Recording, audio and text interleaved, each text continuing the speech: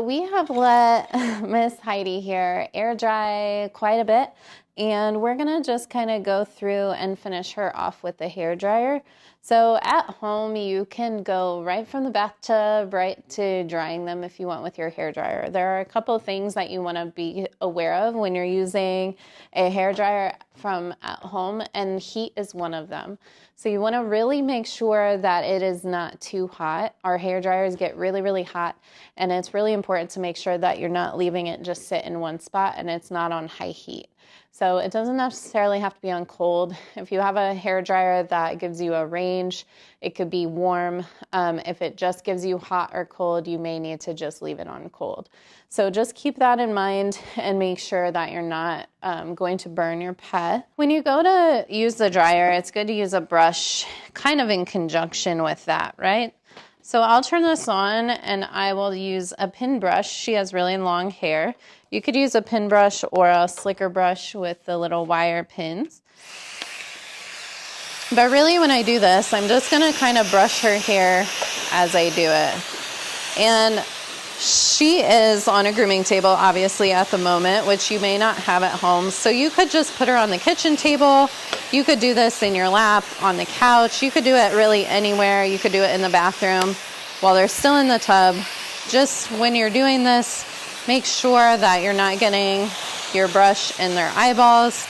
You don't put the air directly in their nose so they struggle breathing or anything like that.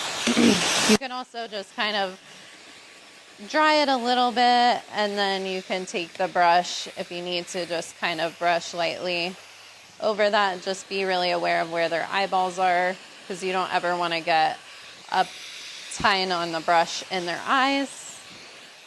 So you're just going to kind of keep going until it looks nice and dry, just like we do on our hair. And again, most pets are probably not going to have this much hair, but if you like to do a tied up top knot, this is a good option. And you do want to dry it after the bath. The biggest difference between an in-home grooming and getting your dog groomed at the salon is the smell, in my opinion. So the reason that we don't get that wet dog smell in the salon is because we dry them all the way through right after the bath. So if you let them air dry, you have a really good chance of still having them kind of have that wet dog smell, regardless of how well you wash them. You can use a ton of shampoo, you can use a good conditioner, and they could still kind of get that musty wet dog smell.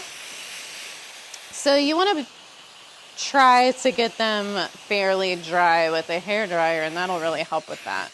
Then when you think you're about done, you could turn it off and just kind of brush through it and make sure that you don't have any tangles left in there and that it's pretty well dry. So now we have a nice dry head, and she's looking pretty cute.